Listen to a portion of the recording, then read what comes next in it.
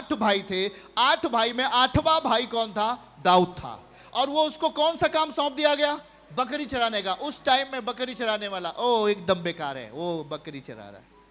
उस टाइम में बकरी चराने वाले का कोई मतलब नहीं है।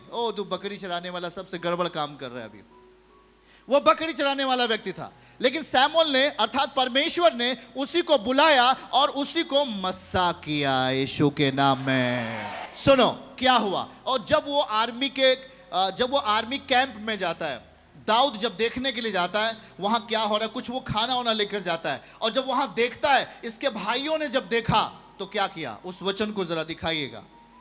1 सामुएल। जब इसके भाइयों ने देखा, तब इसका भाई, एक भाई था जिसका नाम एलीआब था, उसने क्या कहा, हम यहीं से पढ़ेंगे। गुड। और वहां पर क्या लिखा है, जब दाऊद उन मनुष्यों से बातें कर रहा था, कौन मनुष्यों से? आर्मी के लोगों से बात कर रहा था कि भाई आप लोग क्यों डर के भाग रहे हैं, क्यों उस व्यक्ति को ललकार रहा है, अकेले 40 दिन से आप उससे डर के क्यों भाग रहे हो, वो बात कर रहा था। तब उसका बड़ा भाई एलीआब सुन रहा था, और एलीआब दाऊद से बहुत क्रोधित होकर कहने लगा। जरा ध्यान से सुनना भाई, एलीआब कोई दूसरा व्यक्ति नहीं था, दाऊद का भाई था। उसका भाई क्या होने लगा? गुस्सा होने लगा। तू यहां क्या आया है, और जंगल में उन थोड़ी सी भेड़ बकरियों को तू किसके पास छोड़ आया है? तेरा अभिमान और तेरे मन की बुराई मुझे मालूम है। ये बड़ा भाई बोल रहा है। हेलो, कौन बोल रहा है? जरा सुनना, ये साधारण टाइम नहीं है। बड़ा भाई छोटे भाई दाऊद को बोल रहा है तेरे मन में बुराई है, तू घमंडी है, तेरे मन में बुराई क्या है मुझे मालूम है, और तू तो लड़ाई देखने के लिए यहां आया है, ऐसा दाऊद को कहा। ओके, आगे आइए। दाऊद ने कहा, मैंने अब क्या किया है? यह तो एक निरी बात है, मतलब इसमें कोई मतलब नहीं है जो आप हमें डांट रहे हैं। आगे पढ़िए। फिर क्या हुआ? तब उसने उसके पास से मुंह फेर के, अंडरलाइन इसके नीचे, दाऊद एलीआब की ओर से मुंह फेर लिया, मुंह फेर के दूसरे के सम्मुख खड़ा होकर वैसी ही बात कही, और लोगों ने उसे पहले की नाई उत्तर दिया। कहिए आमीन, हालेलुया। बोलिए, मैं विश्वास में बढ़ूंगा, शक्तिशाली बनूंगा, मैं आशीषित होने वाला हूं, मैं विश्वास में कमजोर नहीं बनूंगा, मैं विश्वास में शक्ति के साथ जीऊंगा, प्रतिफल के साथ जीऊंगा, यीशु के नाम में, आमीन। सुनो सुनो, एक बात ध्यान से सुनो सुनो। जब दाऊद वहां पर जाता है जहां पर लड़ाई हो रही है, और वहां पर जब उसके भाई ने देखा, तू यह इधर किस लिए आया? लड़ाई देखने के लिए आया है। और वो उसको बहुत उल्टा शब्द बोला, उसको डिस्करेज किया, उसको हतोत्साहित किया। जरा ध्यान से सुनना, अभी कुछ ही दिन पहले दाऊद का क्या हुआ है? मस्सा, अभिषेक हुआ है। अभिषेक से कौन डरता है? बोल के बताना भाई, बोल के बताओ, कौन डरता है? अभिषेक से कौन डरता है? मस्सा से कौन डरता है? हालेलुया। और जी वहां मत चलो, यीशु आश्रम चर्च मत जाओ, कहीं और चलो, काम चलेगा। इधर मत जाओ यार, यहां सब बहुत ज्यादा कुछ है, शैतान डरता है। हालेलुया। सुनो, अगर हम इस वचन को समझ पाए हैं तो वहां बाइबल यह कहती है कि जैसे ही दाऊद उस युद्ध के मैदान में पहुंचता है, वो अभिषेक से भरा हुआ था। आमीन बोलो। सुनना जरा, पर याद रखो कि वो ऐसे ही गया था, वो ऐसे ही गया था, लेकिन जब वहां पर एलीआब जो उसका भाई है, उसके अंदर से शैतान क्या करता है? बात करता है। जरा ध्यान से सुनना, शैतान क्या बात किया? ओ तू बुराई लेकर, तू बुरा व्यक्ति है, तू इधर क्या करने आया? लड़ाई देखने के लिए आया है, तू इधर लड़ाई देखने के लिए आया है, तू घमंडी है, तू ये है वो है। और वो उसके जो दाऊद के अंदर का अभिषेक है, उसको वो क्या कर रहा है? क्या प्रयास कर रहा है? तोड़ने का प्रयास कर रहा है। जो उसके अंदर एक अभिषेक है, जो शक्ति है, जो विश्वास का बल है, उस दाऊद के भीतर, उसका भाई के अंदर से शैतान क्या कर रहा है? हेलो, कितने लोग हमारी बातों को समझ रहे हैं? आप बातों को समझ रहे कि नहीं समझ रहे? बातों को समझ रहे कि नहीं समझ रहे? याद रखो कि आप जब कैंप के ऊपर पहुंच जाते हैं, शैतान हिल जाता है यीशु मसीह के नाम में। हालेलुया। उसको पता चल जाता है कि कोई अभिषिक्त इधर आ गया है, कोई अभिषेकित व्यक्ति इधर आ गया है, कोई मस्सा से भरा हुआ व्यक्ति आ गया है। और याद रखो, इसी से शैतान हारता है यीशु मसीह के नाम में। और वहां लिखा क्या है, जब एलियाब ने ये बातें कही, सुना, और कहता है कि तू घमंडी है, तू इधर लड़ाई देखने के लिए आया है, और उसे बुरा शब्द बोलता है।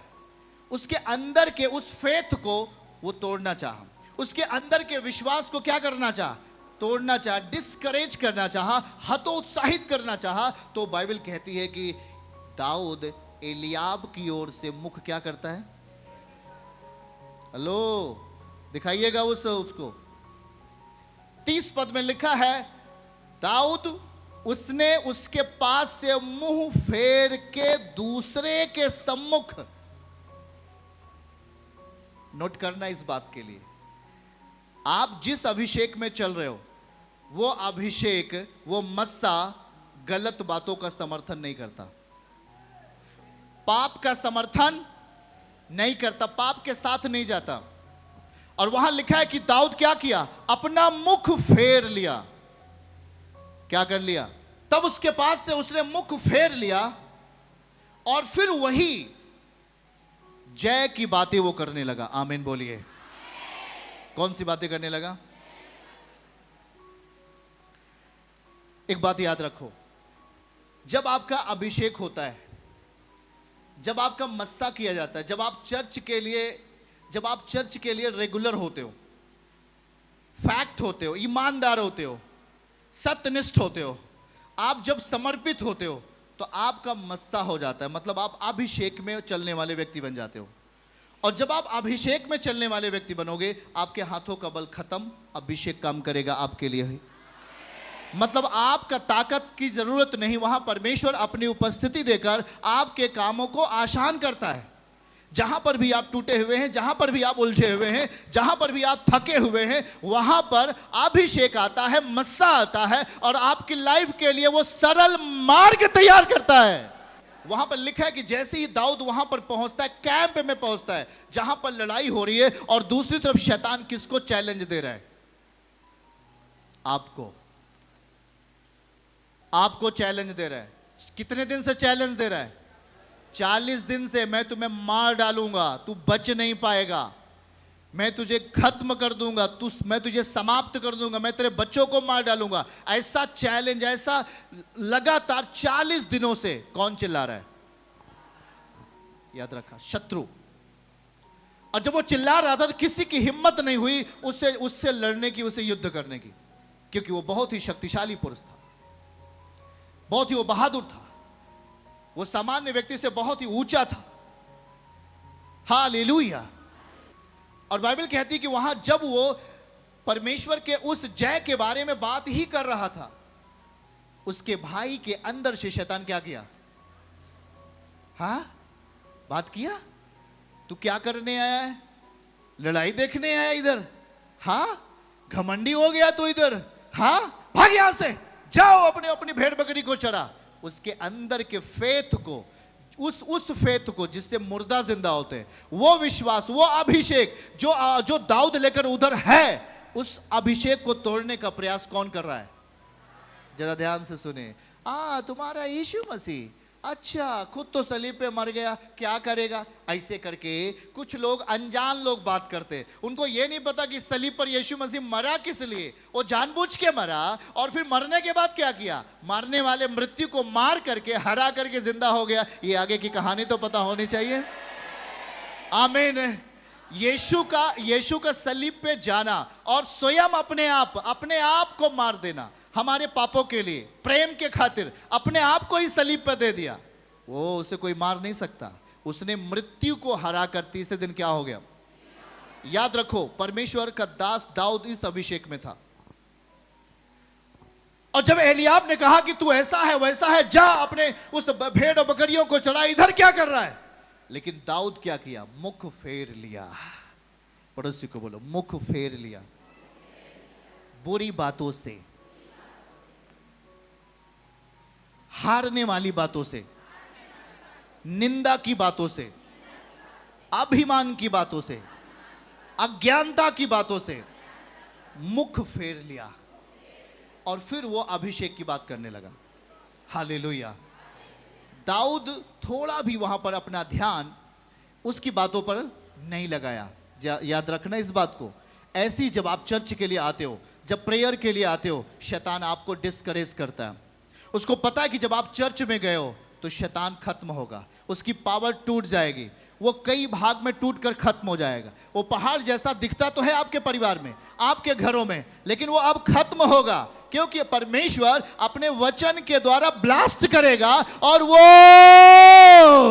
आमीन उच्चार आशीष आपकी, वो क्या हो जाएगा? टूट कर बिखर जाएगा। आमीन है।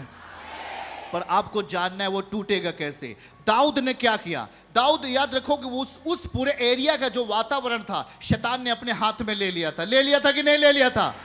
गोलियात के अंदर से जो चीजें बात कर रही थी वो पूरे परमेश्वर के लोगों को डरा दी थी, हाँ या ना? और वो लोग पीछे हो गए। कितने दिन तक? पड़ोसी को बोलो 40 दिन तक वो डराता रहा, ललकारता रहा, कोई उससे लड़ने नहीं गया। पर याद रखो, एक व्यक्ति जो भेड़ बकरी का चरवाहा था और परमेश्वर ने उसे मस्सा से भरा था, दिखने में छोटा, दुबला पतला, पर था तंदुरुस्त। मतलब उस हमारे आपकी जैसा एक सामान्य व्यक्ति था। पूरी तरीके से उसके चेहरे पर मस्सा की झलक थी। आमीन बोले। उसके जीभ के ऊपर परमेश्वर का वचन था। आमीन बोले। उसकी आंखों में परमेश्वर की ज्योति थी। और जब वो कैंप के ऊपर पहुंचता है जहां पर युद्ध छिड़ा हुआ है, वहां पर भी शैतान प्रयास करता है आपके विश्वास को चोरी करने के लिए।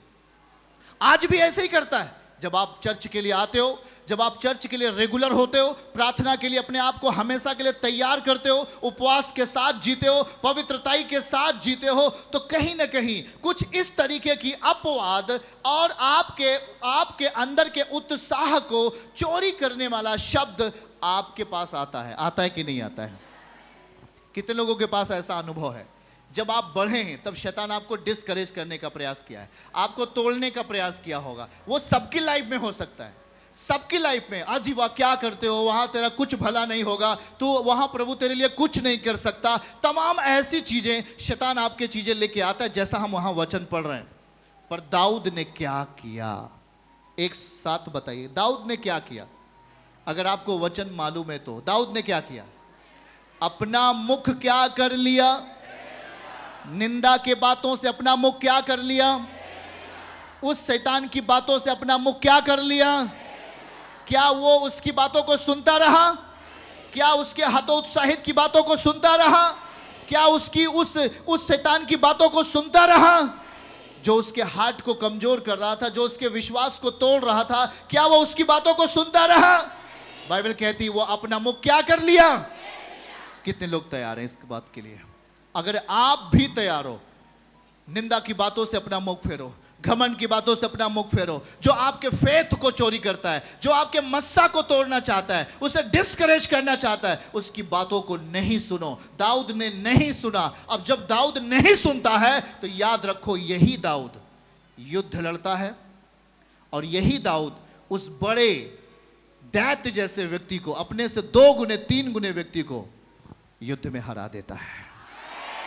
चर्च की सभी प्रार्थनाओं को और परमेश्वर के दास के द्वारा टीचिंग सुनने के लिए और अपडेट्स को जानने के लिए हमारे इस चैनल को सब्सक्राइब करें और साथ में बेल आइकन को जरूर दबाएं ताकि जब भी लाइव प्रार्थना हो तो सबसे पहले आप देख सकें।